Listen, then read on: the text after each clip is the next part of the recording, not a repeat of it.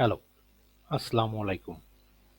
আশা করি আপনারা সবাই ভালো আছেন।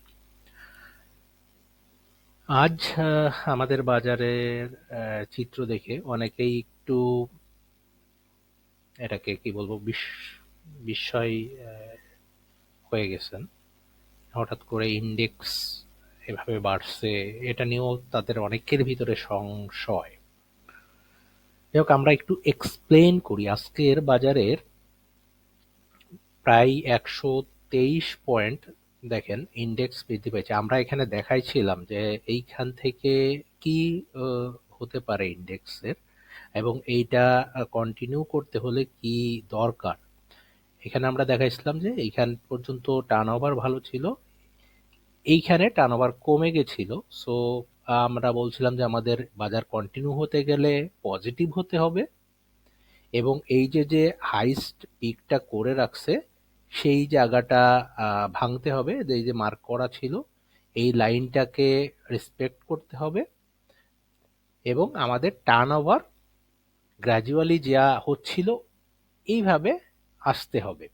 তো নেক্সট ডেতে 533 কোটি টার্ন ওভার হয়েছিল, এবং এই সে যে মানে আমাদের যে আগের হাইটা ছিল সেটাকে সে ভেঙে কনফার্ম করছে যে হ্যাঁ, সে হয়তো বা কন্টিনিউ করতে যাচ্ছে। দেন আজকে কি হয়েছে, আজকে সেইখানের টার্নওভার এবং ব্রেকআউটটার একটা বড় একটা কনফার্মেশন যে টেকনিক্যালি এইখানে আসলেই বাজার হয়তো বা উপরের দিকে যেতে চাচ্ছে, এই রকমের একটা কনফার্মেশন আজকে পাওয়া গেছে। সেখানে আজকে টার্নওভারও কিন্তু 770 কোটি টাকা টার্নওভার হয়েছে। এখানে আমাদের ইন্ডেক্স বাড়ছে 123 পয়েন্ট। সো আমি যেটা দেখাতে চাচ্ছি, আজকে 123 পয়েন্ট ইন্ডেক্স যে বাড়ছে এর ভিতরে প্রায় 44 পয়েন্ট মতো বাড়ছে মাত্র 10টা স্টক দিয়ে। আমি যদি আপনাদের সাথে একটু শেয়ার করি কি কি, সাপোজ ইন্ডেক্স গুলা যে 10টা শেয়ারের উপর ভর করছে তার ভিতরে জিপি দেখেন, গ্রামীণ ফোন। আমরা যদি গ্রামীণ ফোনের চার্ট আপনাদের সাথে একটু শেয়ার করি, এটা গ্রামীণ ফোনের চার্ট আমরা দেখিয়েছিলাম। গ্রামীণ ফোন ইন্ডেক্সটা যে ফল করতেছিল সে তার কন্টিনিউশন ছিল না ইন্ডেক্সে। দেখেন ইন্ডেক্সের যে নেগেটিভিটি ছিল এইখানে জিপির ভূমিকা ছিল। আমরা বলেছিলাম জিপি যদি এতটা না পড়তো তাহলে ইন্ডেক্স হয়তো বা ওইখানে এতটা কারেকশন হতো না। আমি বলেছিলাম যে না বাড়ুক, কিন্তু মানে সে হয়তো বা বাড়লো না, কিন্তু যদি প্রাইস ধরে রাখে পরবর্তী দিন সামান্য কমে প্রাইসটা দেখেন ধরে রাখছিল। আজকে সেখানে সে সামান্য বাড়ছে, বেশি বাড়ছে তা কিন্তু না, মাত্র সে আহ, 2% বাড়ছে। জিপি মাত্র 2% বাড়ছে, সেখানে ইন্ডেক্সকে ইম্প্যাক্ট ফেলছে 10 পয়েন্ট। জিপি দেখেন 2% বৃদ্ধি পাইছে, সে এইখান থেকে বৃদ্ধি পাইছে। এখনো কিন্তু সে যে হাই করছে এর আগে যেখানে আসছিল, ইন্ডেক্সকে যারা মুভ করে নিয়ে আসছিল এই হাইটা কিন্তু ভাঙে নাই, মাইন্ড ইট। এখনো এই হাইটাকে ভাঙেই নাই। সো সামান্য যে 2 দিন কমছে সে তার পূর্বের প্রাইজে ফেরতও যায় নাই। তো এইটুক হতেই আমাদের ইন্ডেক্সকে কিন্তু সে ইম্প্যাক্ট ফেলতিছে 10 পয়েন্টের মতো। ওকে, এইটা একটা। সেকেন্ড যা যা আছে যে আমাদের ইন্ডেক্সকে পরবর্তীতে 7.8 পয়েন্ট প্রায় ইন্ডেক্স পজিটিভ করছে, সে হচ্ছে রবি। আমরা সেকেন্ড যাকে দেখতেছি রবি। রবি দেখেন রবি কি করছে, সে ইন্ডেক্সকে এই 2-3 দিন যা ছিল একই প্রাইস এর ভিতরে ট্রেড হইছে। আজকে জাস্ট সেও 4.76% বাড়ছে। 4.76% বেড়ে সে কিন্তু ইন্ডেক্সকে ইম্প্যাক্ট ফেলতিছে 8 পয়েন্ট। রবি 8 পয়েন্ট, গ্রামীণ ফোন 10 পয়েন্ট, 18 পয়েন্ট এই দুইটা শেয়ার, 17-18 পয়েন্ট এই দুইটা শেয়ার দিয়েই কিন্তু আমাদের ইন্ডেক্সে পজিটিভ করছে।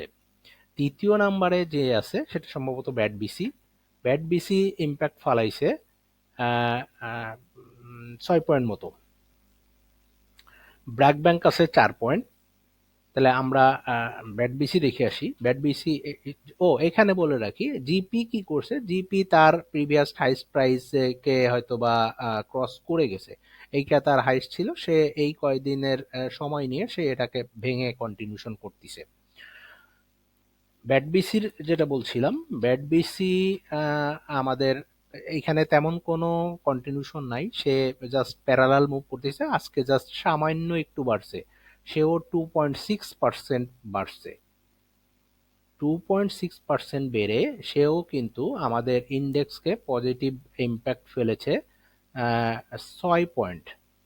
তাহলে ব্যাট বিসি 6 পয়েন্ট, আপনার রবি 8 পয়েন্টের মতো, আর GP 10 point. BRAC bank 4 point. BRAC ব্যাংকও আমরা একটু চার্টে দেখি। ব্র্যাক ব্যাংক মানে এতটা কমার পরে এগুলা বাড়বে এটা স্বাভাবিক। এত ধরেন এগুলার অবস্থা দেখেন যে আপনারা এতটুকু চিন্তা করতেছেন, কিন্তু এগুলার ইম্প্যাক্টটা বেশি, ইন্ডেক্সে ইম্প্যাক্ট বেশি। ধরেন রবির যদি কথা বলি, রবি কোথা থেকে কোথায় আসছে, প্রাইস কোথায় আসছে, তো এগুলা বাড়তেই পারে। তো বাড়লে ইন্ডেক্সে খুব তাড়াতাড়ি ইম্প্যাক্ট আমরা দেখতে পাই।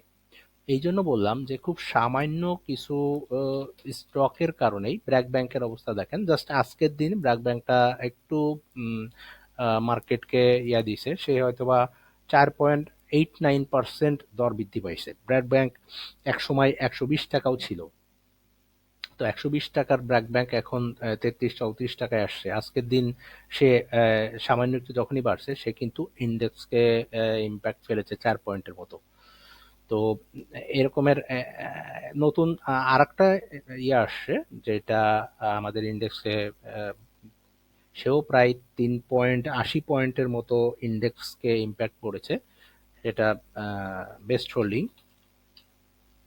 বেস্ট হোল্ডিং দেখেন, বেস্ট হোল্ডিং এর প্রাইস প্রায় 29-30 টাকার থেকে উঠে 31 টাকায় উঠে আসছে, সেও 3.5 বা 4 পয়েন্টের মতো ইন্ডেক্সকে ইম্প্যাক্ট করছে। তো এরকমের আমরা বললাম রবি, আমরা বললাম GP, BAT BC, BRAC bank, best holding, 1 2 3 4 5টা শেয়ার পাইছি যারা দেখা যাচ্ছে ইন্ডেক্সকে already 4-5 point, 6 point, 7 point, 8 point করে ইম্প্যাক্ট ফেলছে। আর যেটা আছে তার হচ্ছে ইউপিজি, স্কোয়ার ফার্মা, ম্যারিকো, রেনেটা এবং লাফার্জ।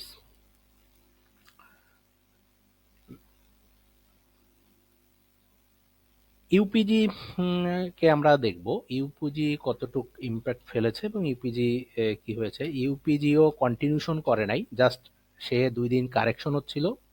এই যে ইন্ডেক্সকে আমি বলতেছিলাম যে ইন্ডেক্সে সে যদি না বাড়ে তাও ইন্ডেক্সের জন্য সাপোর্ট হবে ওখানে, ঠিক তেমনি ইউপিজিও কন্টিনিউশন করে নাই, সেও কিন্তু তার হাইস্ট প্রাইজে যায় নাই, জাস্ট 2 দিন কারেকশন হচ্ছিল, সেখান থেকে জাস্ট একটু ঘুরে দাঁড়াইছে। এই ঘুরে দাঁড়ানোতে সে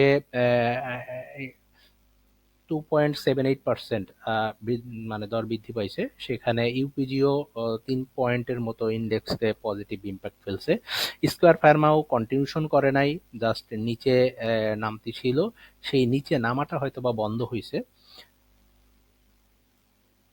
সে দেখেন সে এখনো হাইস্ট প্রাইস পার করে নাই, জাস্ট 2 দিন নিচে নামছে, সেই নিচে নামার জায়গাটা জাস্ট একটু ফিল আপ করতেছে। এইখানে দেখা যাচ্ছে কি যে ইম্প্যাক্ট পড়ে গেছে, সেও সেও ইম্প্যাক্ট ফালাইছে। GP 2.5 point, Marico 2.5 point, Renata 2.5 point, আর লাফার্জ 2.3। সো এই 10টা শেয়ার দিয়ে আপনার ইন্ডেক্স বাড়ছে 44 পয়েন্টের মতো। সো ইন্ডেক্সে বড় ইম্প্যাক্ট যদি আপনি চিন্তা করেন, এই 10টা শেয়ারের বাদ দিলে বাকি সমস্ত শেয়ার দিয়ে দেখা যাচ্ছে ইন্ডেক্সে 80 পয়েন্টের মতো হয়তো 79-80 পয়েন্ট দর বৃদ্ধি পাইছে। তো এখানে যেটা আমি বলবো যে ইন্ডেক্স এতটা কারেকশন হওয়ার পর বা শেয়ারগুলো এতটা কারেকশন হওয়ার পর আমরা অনেকেই কনফার্মেশন বলে একটা কথা আছে, কনফার্মেশন বা আমরা যদি একটা উদাহরণ হিসাবে যদি বলি, আপনি দেখবেন আপনার সামনে কোনো একটা অকারেন্স ঘটছে। সাপোজ কোনো একটা কেউ দোষ করছে, সাপোজ সাপোজ আপনি চিন্তা করেন আপনি পথ চলতেছেন, আপনি একটা রিক্সায় যাচ্ছেন বা আপনার ওই পথে একটা রিক্সায় কেউ যাচ্ছে, রিক্সাওয়ালার সাথে কেউ একজন দুর্ব্যবহার করছে বা ব্যবহারটা আহ, সমীচীন নয় এমন, কিন্তু প্রতিবাদ করার মতো সবাই মনে মনে প্রতিবাদ করতেছে।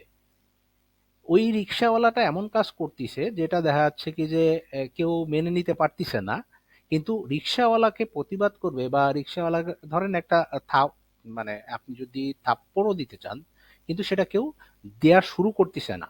শুরু করার জন্য কিন্তু একজন ইনিশিয়েটিভ মানে লাগে, যে যে প্রথম ওই রিক্সাওয়ালাকে একটা চড় মারতে পারবে এরকমের সৎসাহসওয়ালা একটা লোক দরকার হয়। তারপরে দেখবেন কেউ যদি একজন ওই রিক্সাওয়ালাকে একটা চড় মারে, তারপরে দেখবেন কি যে আরো 10 জন চলে আসছে ওই রিক্সাওয়ালাকে ওই চড়টা মারার জন্য। তো এটা হচ্ছে ঠিক তেমনি কনফার্মেশন একটা বড় ব্যাপার, যে মার্কেটে এখন টাকা ঢুকবে ঢুকাবে বা মার্কেটে টাকা আছে কিনবে কি কিনবে না, এইটার কনফার্মেশনের জন্য এরকমের ক্যান্ডেল দরকার হয়।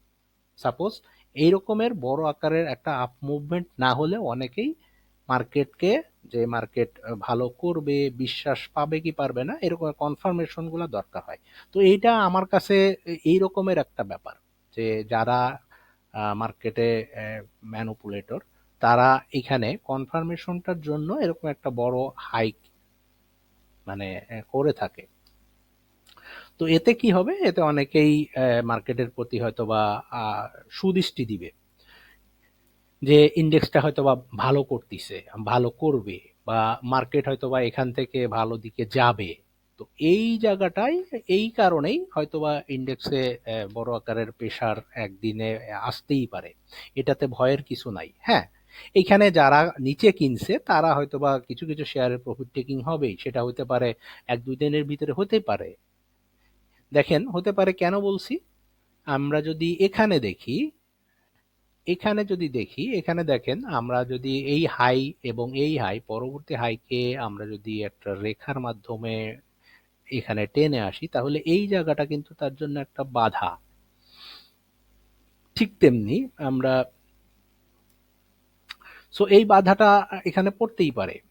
সো এই জায়গাগুলাই হয়তোবা 2-1 এর ভিতরে একটা প্রফিট টেকিং হতে পারে। হয়ে সে যদি কন্টিনিউশন করে এই যে যে লেভেলটা আছে, এই যে যে লেভেলটা আমার এখানে মার্ক করা, এই লেভেল পর্যন্ত গিয়েও হয়তোবা এই যে রেজিস্ট্যান্স, প্রিভিয়াস রেজিস্ট্যান্স আছে যে জায়গায় সে হয়তোবা এর আগে গিয়ে বাধাপ্রাপ্ত হয়েছে, এই জায়গাও কিন্তু তার জন্য রেজিস্ট্যান্স। তো সামনে যে জায়গাটা আছে এই জায়গার ভিতরে হয়তোবা প্রাথমিকভাবে ছোটখাটো বাধা থাকতে পারে।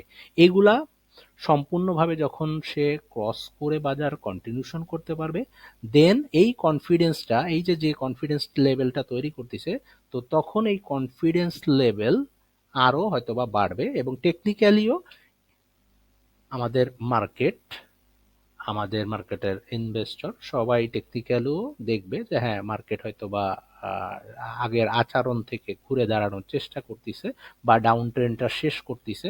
তার যে ডাউন ট্রেন্ড, এই ট্রেন্ডের বাইরে এখন যাওয়ার চেষ্টা করতেছে। তো ডাউন ট্রেন্ডের বাইরে গেলে কি হবে, যে ট্রেন্ডটা সে চেঞ্জ করতে যাচ্ছে, এটার কনফার্মেশন। সো এই কনফার্মেশনের জন্যই